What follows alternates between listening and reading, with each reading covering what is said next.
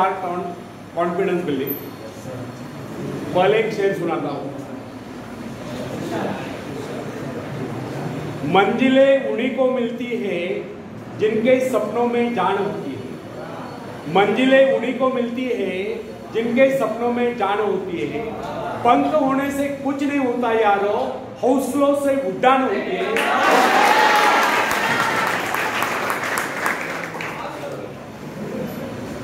तो फ्रेंड्स, किसी व्यक्ति ने एक बार एक विचारक से पूछा, वह कौन सी शक्ति है जो पहाड़ को भी हिलाते हैं? विश्वास, आत्मविश्वास। आत्मविश्वास संपन्न व्यक्ति के लिए सब कुछ संभव है। विचारक ने कहा, जीवन का मूल मंत्र है कि अपने विषय में उच्चतम विचार रखने में लज्जा का अनुभव मत करिए। यदि भगवान ने आपको ऐसा बनाया है और इसमें उसको किसी प्रकार की लज्जा नहीं है, तो फिर आप क्यों लज्जित होते हैं? एक युवक था, वह सदा मुस्कुराता रहता था। उसका शरीर दुबला पतला था, इस पर भी वह बड़े से बड़ा काम करने के लिए तत्पर रहता था। एक दिन उससे पूछा गया, आप सदा मुस्कुराते क्यों रहते हो? क्योंकि मुस्कुराना ही तो जीवन है, यह जिंदगी 4 दिन की है, मुस्कुराकर क्यों न जिए, यह उसकी सार्थक सोच थी। और जो वह हर काम को करने के लिए तत्पर रहता था, यह उसका आत्मविश्वास था। ऐसे लोग ही सही मायने में जीते हैं जिनके ओठों पर मुस्कान हो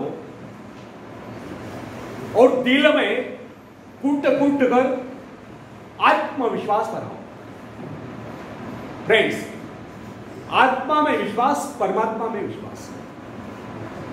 विश्व युद्ध के वीर सैनिकों के विषय में एडमंड केम्पर ब्रोड्स ने लिखा, हमारे सैनिकों की वीरता की कहानियां वर्णनातीत थी, आश्चर्यचकित करने वाली। जिनको हम साधारण सैनिक समझ रहे थे, उन्होंने अनेक आश्चर्यकारक कारनामे कर दिखाए। उदाहरण के लिए उस युवक को लीजिए जो अपने स्कूल के दिनों में बड़ा ही ढीला ढाला सा लगता था, अनुपस्थित भी रहता था, जो परीक्षा में कभी उत्तीर्ण नहीं हुआ।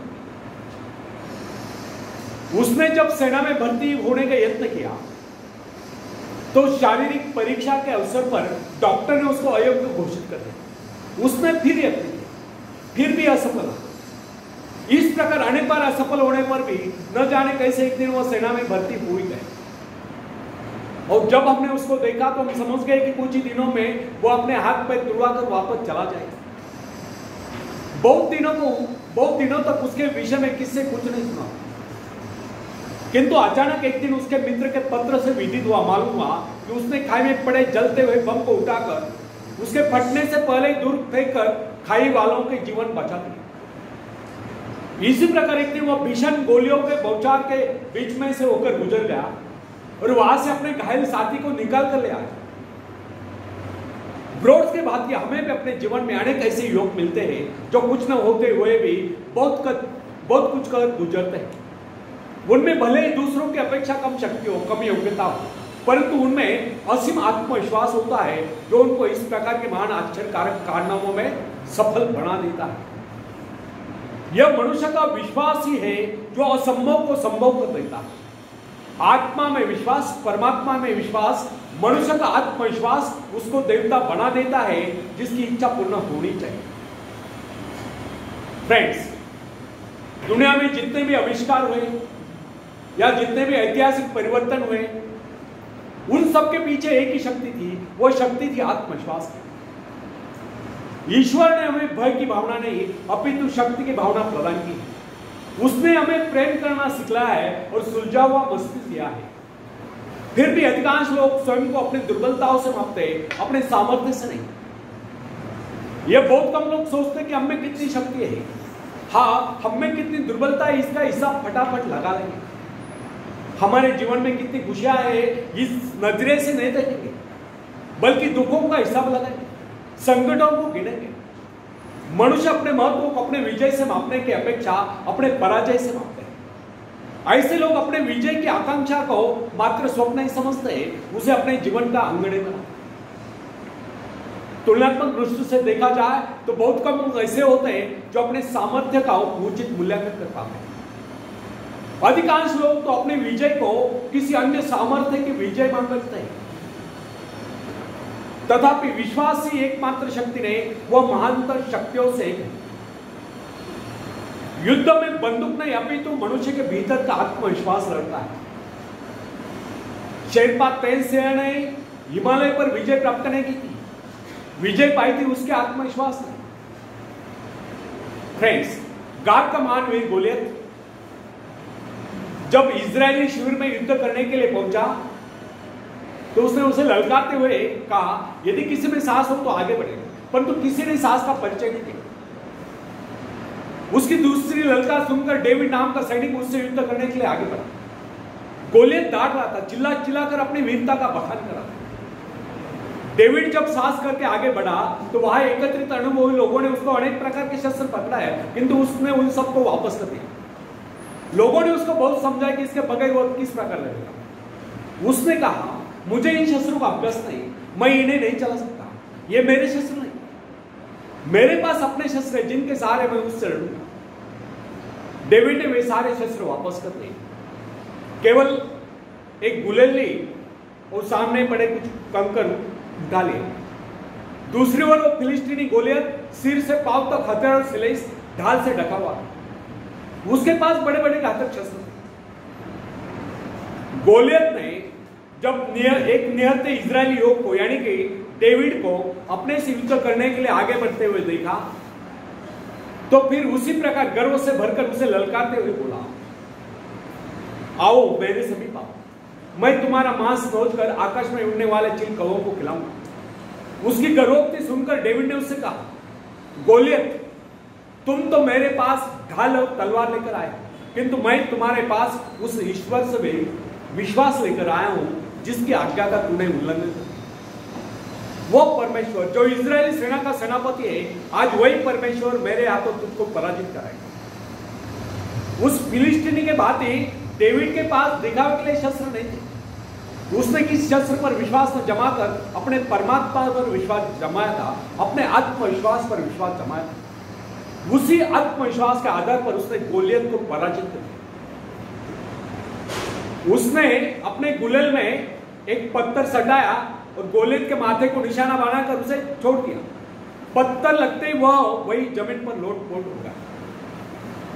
यह डेविड के दृढ़ आत्मविश्वास का एक परिणाम था कि सिर से पांव तक हथियारों से लैस गोलियत को उसने धूल चटा दी, केवल एक गुलेल और ईश्वर के प्रति अपने विश्वास के दम पर, अपने आत्मविश्वास के दम पर।